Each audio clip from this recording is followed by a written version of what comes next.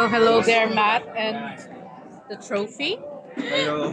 Okay. So Matt, how are you feeling tonight? Ano yung mga projects na ginagawa mo ngayon?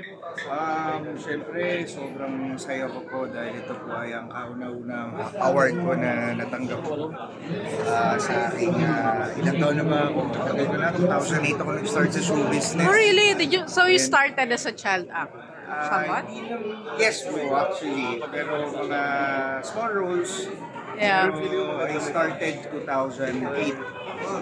Mula 2008. So, well, thank you for this award. And sabi dito, Comedy Breakthrough Artist. Currently, I'm a regular talent po sa Bubble Gang. So, thank you for this. Napaka-importante po sa akin itong award na to. And of course, I did 3 films this year. So, I think it's gonna come out next year. So, baka po natin. Can you tell us or may na NDA ba?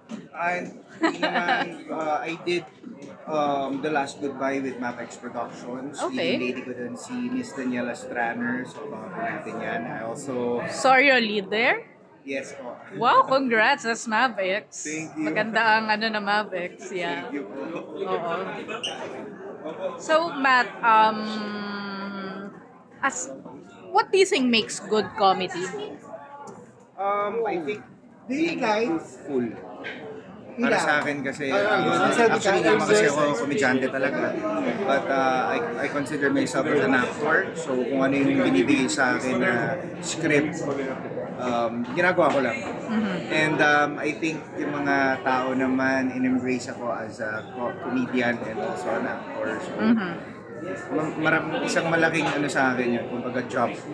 Kasi hindi ko naman nakalain na mag-work siya sa akin kasi hindi naman ako natural na nakakapagpatawa. But dahil na lang din siguro sa luwag ng katawan ko, kung ano yung binabato sa akin, ginagawa ko lang. Sino yung mga, kung papapiliin ka ng top 3, sino yung gusto mong maging leading lady na hindi taga GMA? Leading lady, siguro Catherine Bernardo, Liza Soberano, and well, yung isa na tupad na, Daniela Estrada. Wow!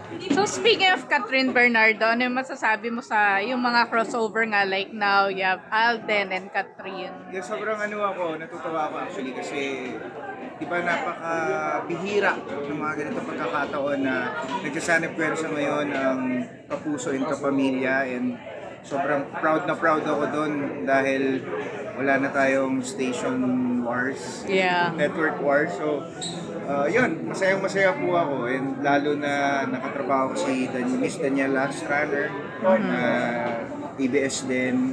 So, sobrang masaya ako na nabigyan ako ng ganitong proyekto.